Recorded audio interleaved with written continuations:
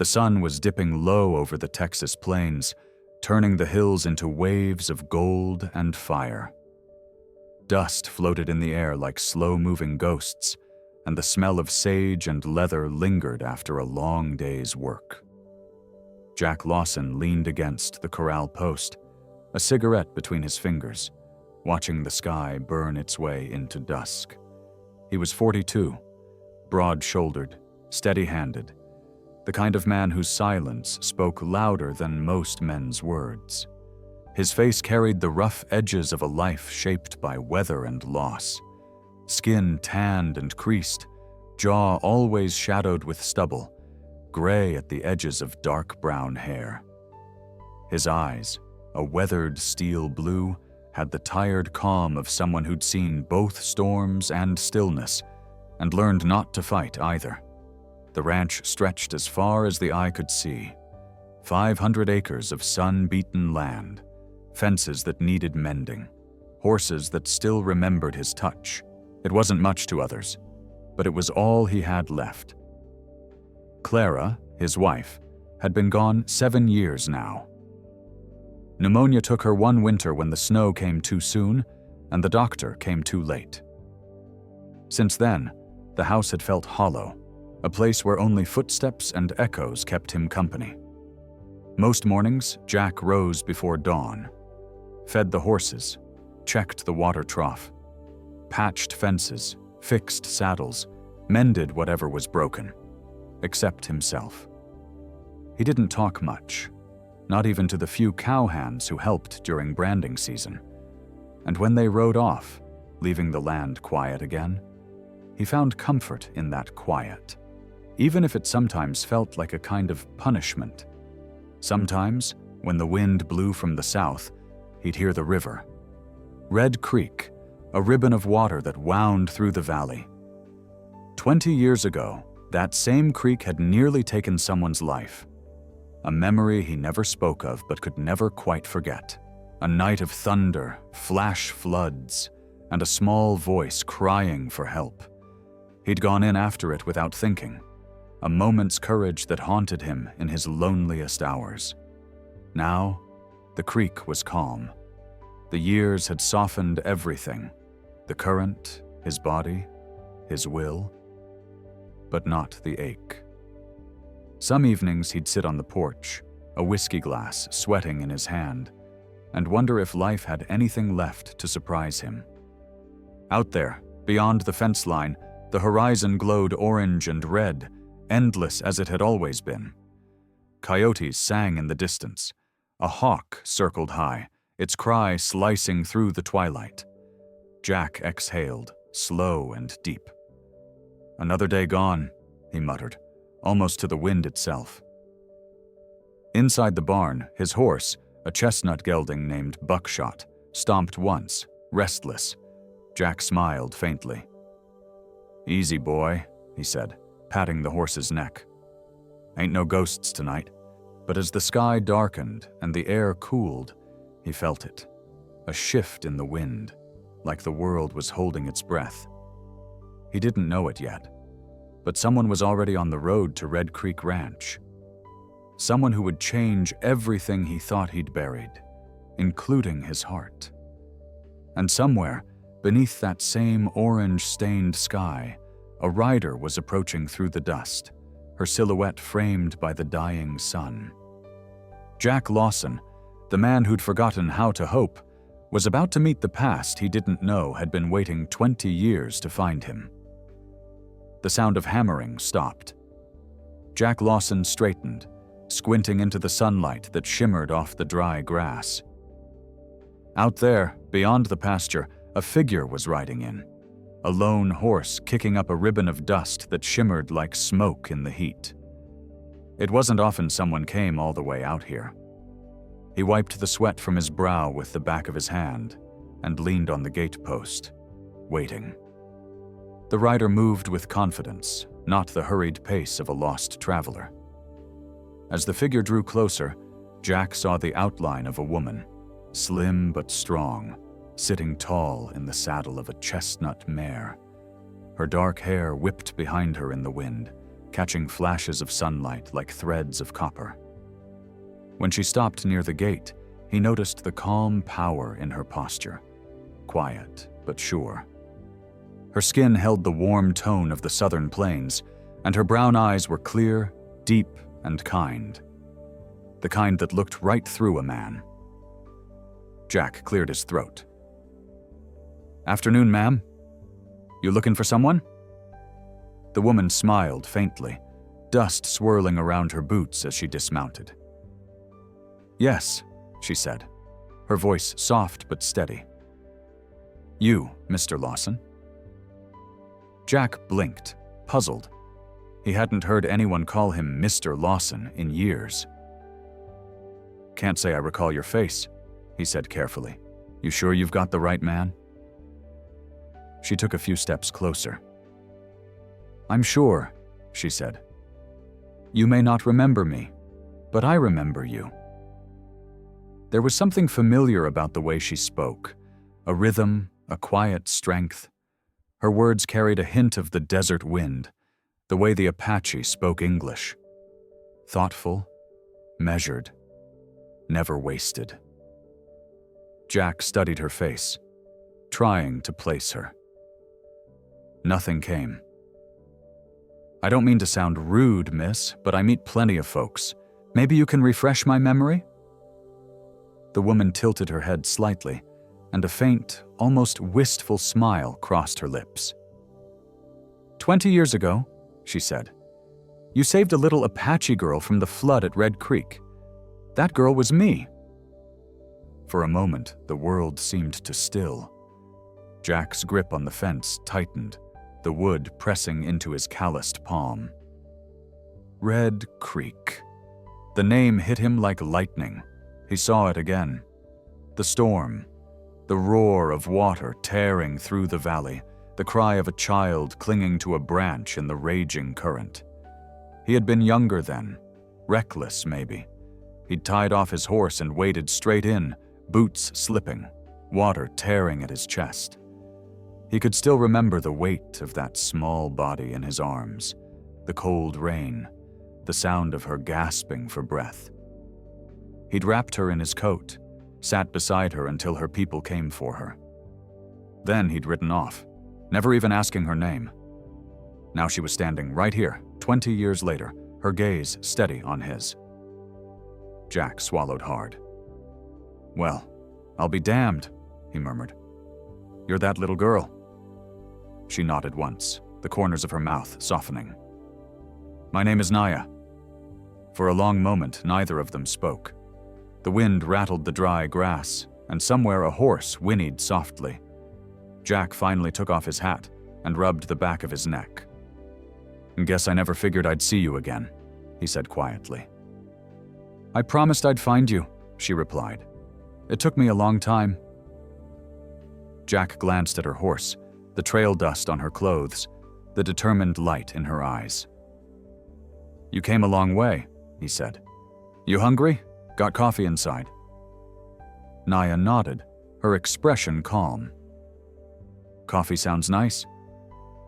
As they walked toward the cabin, Jack couldn't shake the feeling that something larger than coincidence had just ridden into his life. The wind had carried her back, across miles and years, to the man who once pulled her from a river. And now, she was about to pull him out of his own silence. The name Red Creek struck through Jack like a rifle shot. For a moment, he couldn't breathe. The hammer he'd been holding slipped from his hand and hit the dirt with a dull thud. The sky above was wide and cloudless, but in his mind, it was raining again. He could still smell the mud and the thunder. He could still hear that river, wild and merciless, tearing through the valley. 20 years hadn't washed away the sound of it. He saw himself as he'd been back then, a young ranch hand riding with a small herd, the kind of man who believed he could outwork any storm. The rain had come hard that night, turning the trail into a ribbon of red mud. The river rose faster than he'd ever seen. Lightning cracked open the sky, white and blinding. And through it all, he'd heard a voice, small, desperate, carried by the wind. He'd turned his horse toward the sound without thinking. "Hold on, kid," he'd shouted, though the storm stole most of his words. He remembered the sight. A tiny girl clinging to a half-broken branch, the current swallowing the bank around her. She couldn't have been more than 8. Fear in her eyes, strength in her hands. He'd tied off his horse, waded in, and fought that water inch by inch. It felt like the whole world was trying to push him under, but he kept going, because no man worth a damn could ride away from a cry like that. When he reached her, she was shivering, half-conscious. He'd lifted her out of the flood and wrapped her in his coat, that old leather duster he'd worn for years. She had looked up at him with wide, trembling eyes, and he remembered the way her hand clung to his sleeve, as if it were the only solid thing left in the world. "Stay brave, little one," he'd told her. "Life's gonna test you. Don't let it break you." Now, standing in the sunlight 20 years later, those same words came back to him like an echo. Jack cleared his throat, his voice low. "Guess I did say that, didn't I?" Naya smiled softly. "You did, and I never forgot." There was something about the way she said it, not as a child remembering kindness, but as a woman who had carried those words through every storm since. Her gaze didn't waver. It was calm, like the river after the flood. Jack looked at her, really looked this time. The years had carved grace into her features, high cheekbones, steady eyes, the quiet strength of someone who'd fought to survive. She stood with the same stillness as the land itself, as if she belonged to it. "I didn't think anyone would remember that day," he said finally. "I did," she replied. "Because that day changed everything. You gave me my life, and I made a promise to find you and to tell you what that meant." Jack shifted his weight, uneasy with the emotion in her voice. "You didn't have to ride all this way just to tell me that, Miss Naya." "I didn't come to thank you," she said gently. "I came because I kept my word." Something inside him, a wall built of years of loneliness and loss, cracked just a little. "Well," he muttered, rubbing the back of his neck. "You found me, all right. I ain't much to look at anymore, but I'm glad to see you safe and well." Her smile deepened, soft but certain. "You're exactly as I remembered, Mr. Lawson. Maybe a little grayer, but still brave." Jack chuckled under his breath, a dry, self-conscious laugh. "Bravery don't mean much when all you do is patch fences and talk to horses." "Sometimes," Naya said, looking towards the open plains. "Bravery means staying when it'd be easier to run." The wind caught her braid and sent a few strands loose around her face. The moment hung between them, quiet, fragile, and somehow eternal. Jack tipped his hat, hiding the faint smile tugging at the corner of his mouth. "You always talk this way, Miss Naya?" She met his eyes, steady as a sunrise. "Only when it matters." And as the evening light settled over Red Creek Ranch, Jack Lawson, the man who thought he'd outlived all his stories, realized that one of them had just ridden back to his door. The door creaked as Jack Lawson pushed it open, letting the fading sunlight spill across the worn wooden floor. "Come on in," he said, his voice rough but steady. "Ain't much, but it's warm." Naya stepped inside, her boots quiet against the planks. The cabin was small, just one main room with a fireplace, a sturdy oak table, and a few old photographs framed in dust. The scent of coffee and wood smoke filled the air. Jack moved about the space with slow, deliberate motions, like a man who had learned to live with silence and didn't mind it much. He poured her a cup of coffee and slid it across the table. "Cream and sugar went missing about 3 years back," he said with a faint grin. She smiled softly, taking the cup in both hands. Black is fine. The fire cracked, sending shadows dancing across the walls. For a long moment, neither of them spoke. Jack watched her from across the table, the way she sat straight, calm, like she'd carried herself through storms and learned to stand tall afterward. Her eyes glowed amber in the firelight, steady and alive. Finally, she broke the silence. "I never forgot what you told me that night." Jack looked up, puzzled. "What I told you?" Naya nodded slowly. "You said, 'Stay brave, little one. Don't let life break you.'" Her voice was quiet but firm, the kind that carried weight because it came from truth. She looked into the fire as she spoke. "I held on to those words, Mr. Lawson. When my tribe lost our home to drought, when my parents passed, when I had to fight just to keep going, I heard your voice again. I kept hearing it." Jack leaned back in his chair, his chest tight. He hadn't realized how much a few words could mean to someone. Words tossed out in the middle of a storm, spoken by a young man who barely knew what courage meant himself. "Well," he said after a moment, "I'm glad they helped." Naya's gaze shifted back to him. Her expression was calm, but there was something deep behind it, something he couldn't quite name. "They didn't just help me," she said. "They shaped me." Jack frowned slightly, unsure what to say. "You came all this way just to tell me that?" She set the coffee cup down, gently. "No," she said. "I came because I made a promise." Her tone changed, softer, but steady as the river at dawn. "I told myself that if I ever found the man who saved me, I'd tell him what he meant to me. I'd tell him that I wanted to share my life with him." Jack froze. The fire popped, and the sound seemed to echo through the room. "You mean," he started, but his voice trailed off. "I came to marry you," she said simply. The words hung in the air like a gunshot after thunder, clear, irreversible. Jack's heart stumbled in his chest. For a second, he thought he'd misheard her. "Marry me?" he repeated, almost laughing from the shock. "Miss Naya, you don't mean that. I'm 42 years old. My best days are behind me. You're still young. You've got the world ahead of you."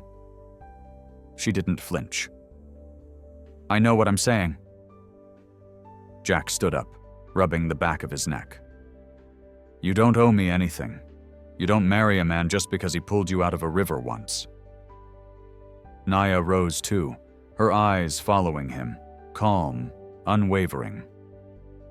"I'm not here out of debt, Jack. You saved my life, yes. But I came because I chose to. Because I've spent 20 years knowing what kind of man you are, brave, kind, and alone." He turned away, staring into the flames. "You think you know me, but you don't. I'm just a rancher with too many ghosts. Then let me help carry them," she said quietly. The room went still again. Outside, the wind pushed against the cabin walls, and somewhere a coyote called in the distance. Jack stared into the fire, his jaw tight. "I don't know what to say to that," he muttered. "Say nothing," Naya answered. "Just listen to what your heart's been too afraid to tell you." And as the firelight flickered between them, Jack Lawson, the man who thought he'd used up all the love he had, realized the storm from 20 years ago had just come back, not to drown him, but to bring him home. Jack just stood there, frozen, the fire crackling softly between them. Her words hit him like a hammer to the chest, not out of anger, but out of disbelief. He was 42, rough around the edges, more weathered than he liked to admit. Naya couldn't be more than 28, her face still carrying that youthful calm and strength that belonged to someone untouched by regret. "You don't understand what you're saying, Naya," he said finally, his voice low, uneasy. You think this is gratitude, or maybe you're just remembering something that ain't meant to last." But she only smiled, slow and certain. "I know exactly what I'm saying," she replied. "You saved me once. Now I want to live beside the man who taught me what courage means." Jack looked away, rubbing a hand over his jaw. His palms were rough, cracked from years of sun and work. He'd always thought of himself as steady, not the kind of man who lost his footing. But right now, she made him feel like the ground beneath him was shifting. "Look," he said quietly, "I ain't the man you think I am. I get up before dawn, feed the horses, fix what's broken, eat supper alone, and go to bed before the moon's high. That's my life. It ain't the kind of life a young woman like you deserves." "I didn't come for comfort," she said. "I came for peace." He turned toward her then. She wasn't pleading, not even waiting for him to agree. She was just telling him a truth, plain and simple. And that scared him more than anything. Jack laughed under his breath, a rough sound. "You're something else, Naya. You ride onto a man's land, drop a word like Mary, and act like it's the most natural thing in the world." Her lips curved slightly. Maybe it is. The firelight shimmered across her skin, catching in the strands of her dark hair. Her expression was calm, but her eyes carried a quiet determination that reminded him of the flood that had once tried to take her. Steady, unstoppable, alive. Jack felt his chest tighten. "You're young. You could have a man your age, someone without gray in his hair or ghosts in his house." Naya shook her head. "Ghosts don't scare me, Jack. They remind me that someone once lived and loved before me. I've had loss too. You forget, I buried my parents before I was 15. I know what it means to be alone." Her words silenced him. He hadn't expected that kind of honesty. The air between them felt heavy now. Not with awkwardness, but with something deeper. Jack stared at the fire, the flames twisting and sighing like they were listening too. "You don't owe me anything," he said softly. "What I did back then, it was just what any man would have done." Naya smiled faintly. "Maybe so, but not every man would have said the words you did." "Stay brave." I held on to them longer than you can imagine. Those words became my home when I didn't have one. He swallowed hard, unable to answer. Outside, the wind rattled the window panes, whispering through the prairie grass. Somewhere far off, a coyote howled. It was the kind of sound that reminded a man how big the world was, and how small his excuses could be. Naya rose quietly and walked toward the window, watching the fading light. "You've built a good life here," she said. "It's quiet, honest, but you've forgotten how to let someone stand beside you in it." Jack's throat felt tight. "You don't give up easy, do you?" She turned to face him, her eyes warm in the flickering glow. "You told me once not to let life break me. I'm just keeping that promise." For a long moment, they didn't speak. The fire popped, and outside, the last trace of daylight disappeared over the horizon. Jack leaned against the table, staring at her silhouette by the window. "You're a storm, Naya," he said softly. "And I've lived too long pretending I could outlast the weather." She smiled, not triumphant, just gentle. "Then maybe it's time you let the rain in."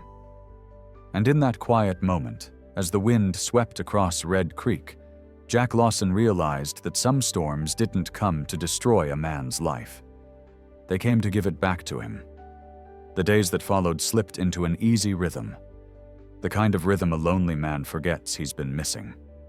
Naya stayed. She rose before dawn, helping Jack feed the horses and haul water from the well. By the time the morning sun hit the ridge, the smell of coffee and warm cornbread filled the cabin.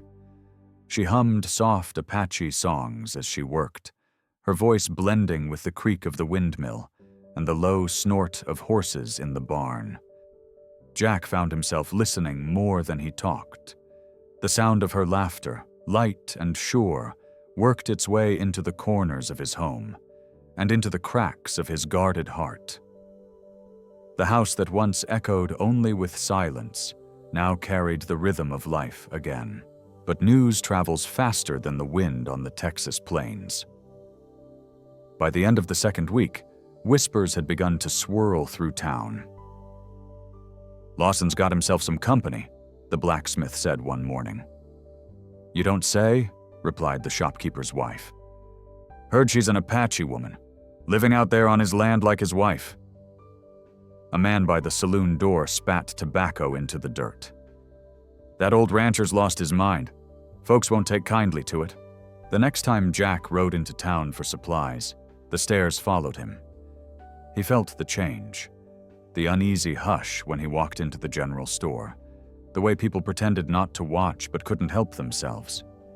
He'd never cared much for gossip, but now it stung because he knew every careless word would drift back to Naya sooner or later. By the time he rode home, the wind had picked up, sweeping through the open range with a low, restless whistle. He found her in the corral brushing down one of the mares. Her hair was braided, her sleeves rolled to the elbow, her hands moving gentle and patient. "Town folks talking again?" she asked before he even said a word. He hesitated. "You heard?" "I don't need to," she said softly. "I can see it on your face." Jack let out a long breath, his shoulders heavy. "Naya, this land's never been kind to outsiders. I don't want you hurt because of me." She turned, her eyes calm but shining with something fierce. "You think I scare easy?" "That ain't it," he said quickly. "You've got more courage than most men I know. But people talk. They'll twist what they don't understand. You shouldn't have to live under that." Naya's gaze softened. "And what about you, Jack? You've lived under silence so long it's become your armor. You told me once not to let life break me. But now it's you letting others break your heart." Her words cut deep, not with anger, but with truth. Jack swallowed hard, looking away toward the horizon. The sun was setting, bleeding orange and crimson across the sky. "I just want to protect you," he said quietly. "From what?" she asked. "From people's words? Let them talk. Words are wind. They only hurt when you start believing them." He didn't answer. The wind picked up, pushing through the corral fence, carrying dust and tension with it. Naya stepped closer, close enough that he could see the determination in her eyes. The same look she'd had that night 20 years ago, when she refused to let go of his coat in the flood. "Jack," she said gently, "you once pulled me from a river. Don't push me back into one made of fear." For a moment, he couldn't breathe. The weight of her words, and the truth in them, pressed heavier than any saddle or storm. "I can't let them ruin your peace," he said.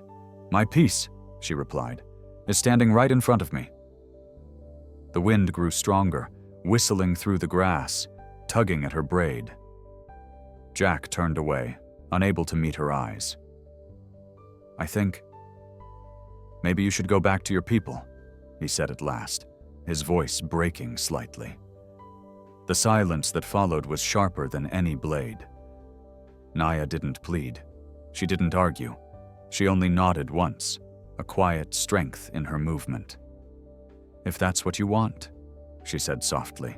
"But remember, Jack Lawson, the man who told a child to stay brave, wouldn't run from the world just because it whispers."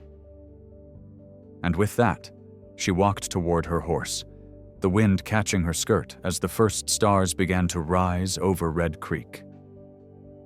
Jack stood there, the sound of hooves fading into the dark, realizing too late that he had tried to save her, and in doing so had broken something in himself instead. The sound of her horse faded into the distance, swallowed by the dry wind that swept across the ranch. Jack stood there on the porch long after she was gone, the last rays of the sun painting the land in deep, aching gold. The world felt heavier now, not because it had changed, but because it hadn't. Everything looked the same: the corral, the barn, the windmill turning slow against the sky. Only the silence was different, sharper, emptier.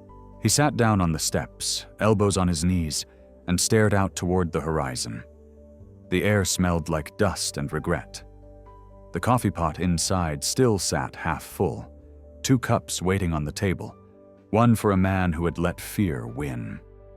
For years, Jack had convinced himself that loneliness was a kind of safety, that if he built his walls high enough, no one could get hurt, least of all him. But now, sitting there as the light bled from the sky, he realized that the silence he'd built had turned on him. It wasn't peace anymore. It was punishment. As the sun slipped behind the ridge, the first star appeared. He watched it tremble faintly in the twilight, and something inside him cracked wide open. He could still see her face in his mind, the calm in her eyes, the quiet strength in her voice. "Stay brave, little one," he had told her all those years ago. Now it was her voice that echoed back, steady and sure.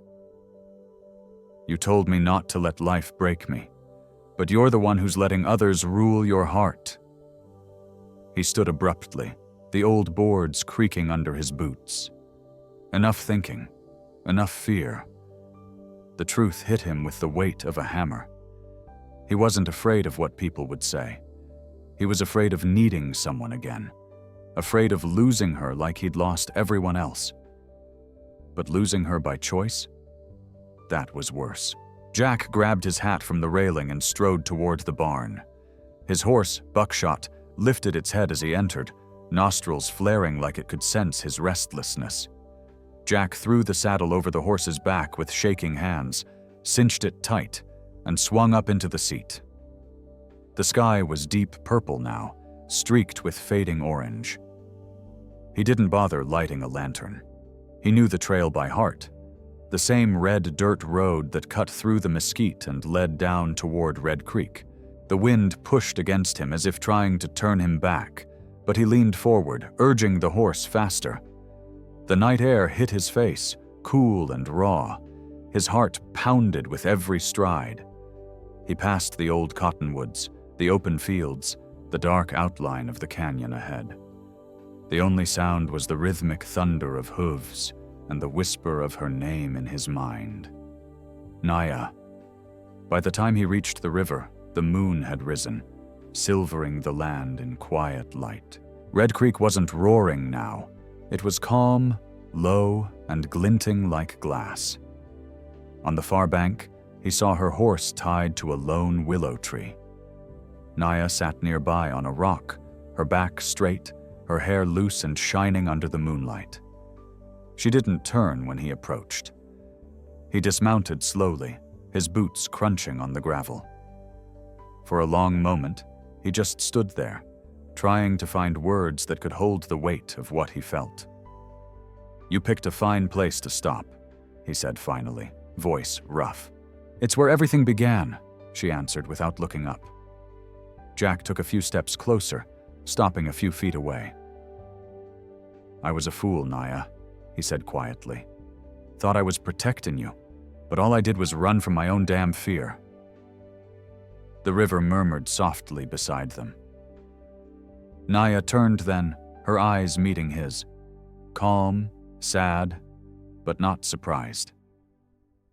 "Then why are you here now, Jack?" she asked. He took off his hat, holding it against his chest. "Because I finally figured out something. You didn't just come back into my life. You brought my heart back with you, and I can't let it ride away again." The words hung between them, carried by the wind and the sound of the water. Naya rose slowly, stepping toward him. "Are you sure?" she whispered. Jack's throat tightened. "For the first time in a long while, yeah, I'm sure." And there, under the vast Texas sky, with the river that once bound them flowing soft and steady beside their boots, Jack Lawson took the first real breath he'd taken in 20 years. The night air carried the scent of wet earth and cedar. Red Creek whispered softly beside them, the same river that had once roared like a beast all those years ago.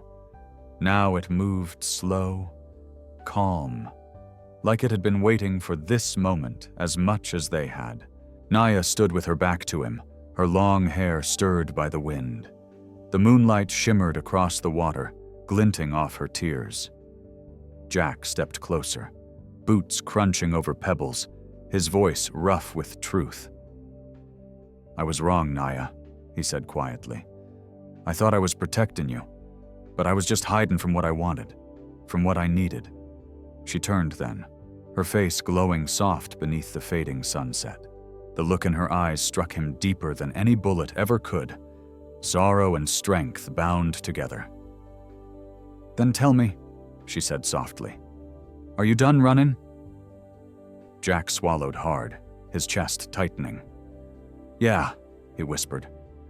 "I'm done." He reached for her hand, and when she didn't pull away, he held it like something sacred, something he'd been too blind to cherish before. Her skin was warm, steady, alive.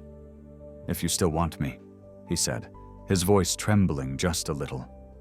"I swear, Naya, I won't let you go again. Not while I've got breath in my body." The air between them hung heavy with emotion. Naya blinked slowly, the tears glistening but refusing to fall.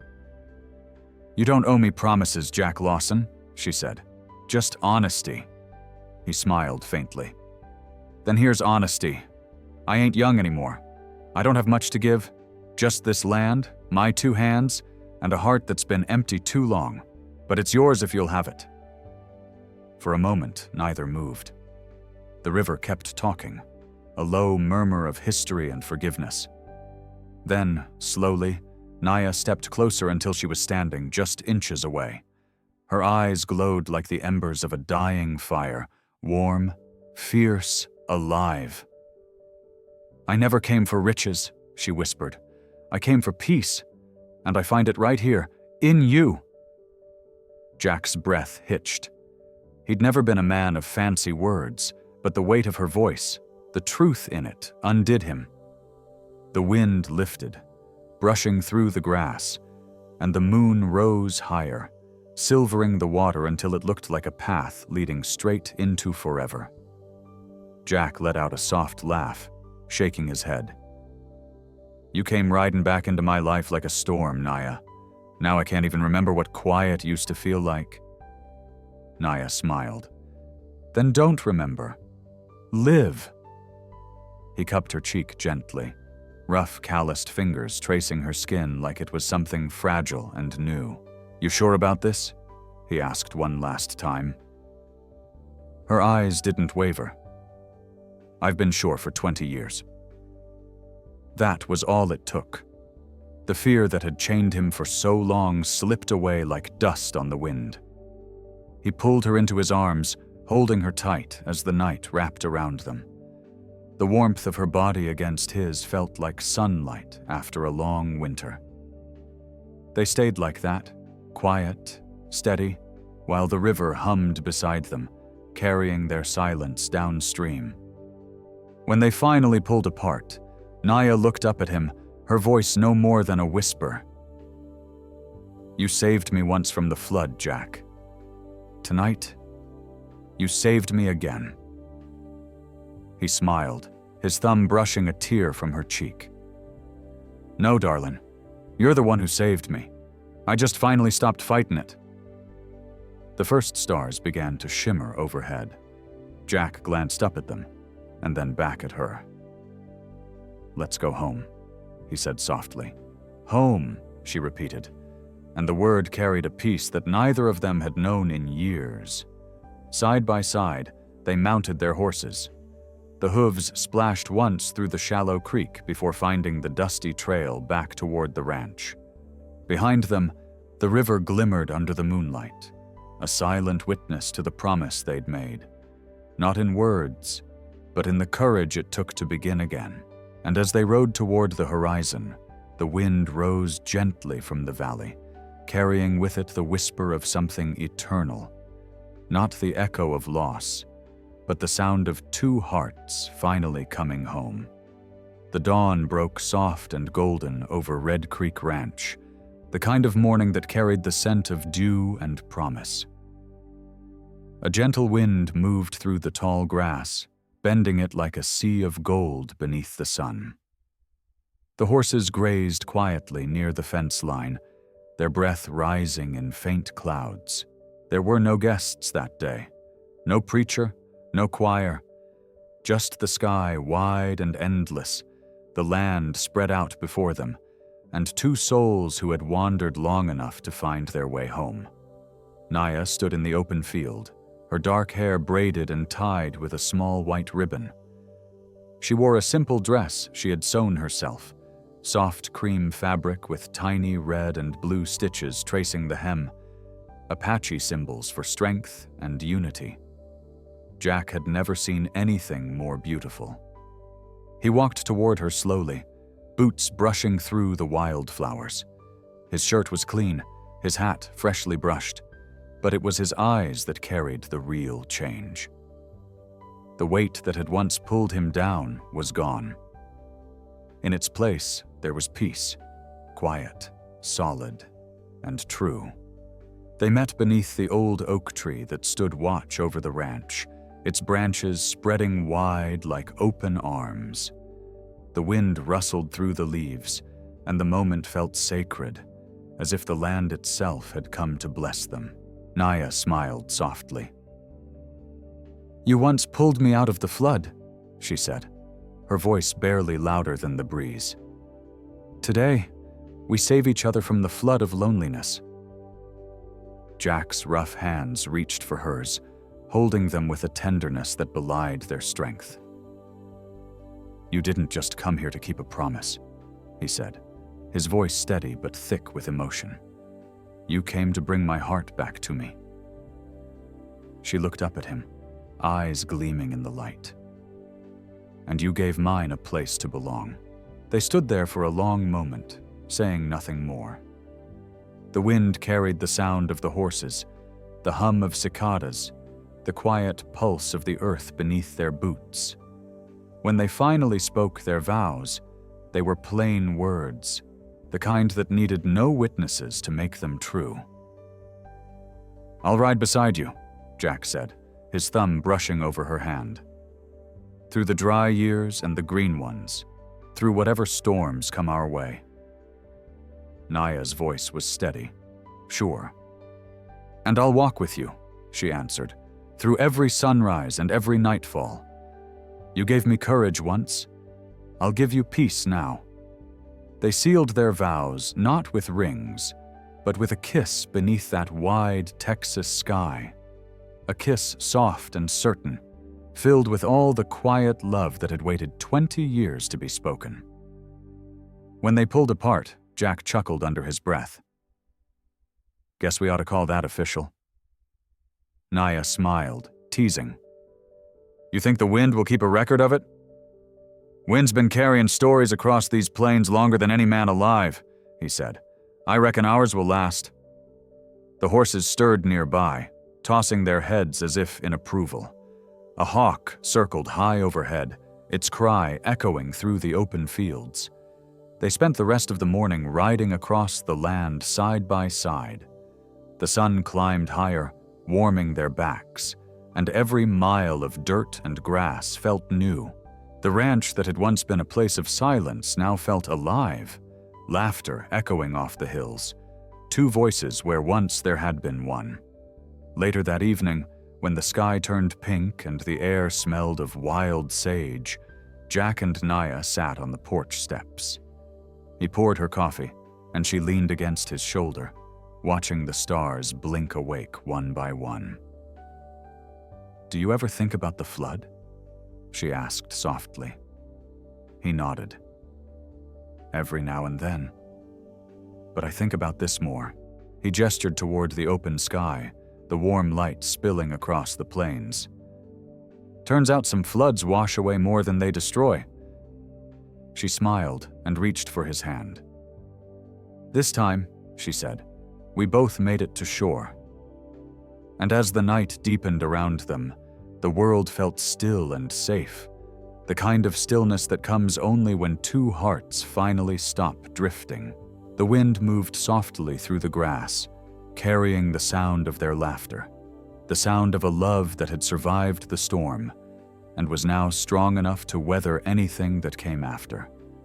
The years rolled on like a slow river across the Texas plains. Seasons came and went, the wildflowers in spring, the dry heat of summer, the golden hush of autumn, and the quiet frost that painted the fences white. Through it all, Jack Lawson and Naya lived side by side, two souls who had once been lost, now bound by the simple rhythm of days well lived. Every morning, they worked the land together. Jack taught her how to mend saddles and read the clouds before a storm. Naya taught him how to listen, not just to the wind and the horses, but to the silence between them. She brought color to the cabin walls with woven blankets and small carvings of animals that told Apache stories. He filled the evenings with laughter, tall tales, and the sound of his harmonica drifting across the valley. They didn't need much, just the land, the fire, and each other. As the years passed, the people in town stopped whispering and started smiling when they saw them ride through on market days. The same folks who once called her "that Indian girl" now called her Mrs. Lawson. Children ran to her wagon for small trinkets she made. Little horses, beaded feathers, smooth stones polished by her own hands. It turned out kindness had a way of softening even the hardest hearts. And in time, Red Creek Ranch became more than a home. It became a story, one the townsfolk told with a kind of reverence. "That's the place," they'd say, "where the old rancher found his heart again, with the bravest Apache woman in Texas." As the world changed around them, the railroads creeping closer, the town growing larger, the ranch stayed a quiet corner of eternity. At dusk, they would sit on the porch, watching the horizon turn red and gold. Jack would reach for Naya's hand, and neither of them needed to speak. The silence said everything. Sometimes he'd glance at her and chuckle. "You remember the first time I saw you ride in?" She'd nod, smiling. "You looked like a man seeing a ghost." "Maybe I was," he'd say. "A ghost of my own life, finally coming back to me." On cool nights, they sat by the fire, their faces lit by the orange glow. Naya would rest her head on his shoulder while he played a slow tune on his harmonica. Soft, wistful, like the hum of wind across the plains. And when he set it down, she'd whisper, "You know, Jack Lawson, I think love never really dies. It just takes the long way home." He'd nod and murmur, "Then I'm sure glad you found the road." Years later, when Jack's hair had turned silver and the lines around his eyes had deepened, he still rode every morning, slow and steady.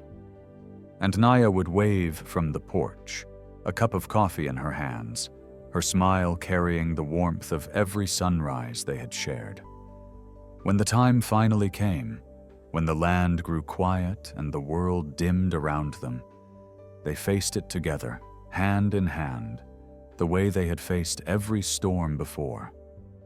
Some say if you walk past Red Creek at dusk, you can still hear the sound of hooves in the distance.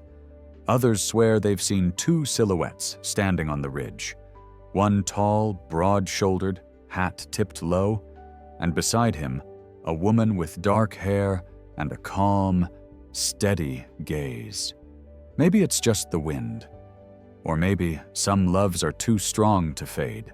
Either way, the story of Jack and Naya lived on, carried in the whispers of the prairie, in the rustle of the cottonwoods, in every heart that still believes love can outlast time itself.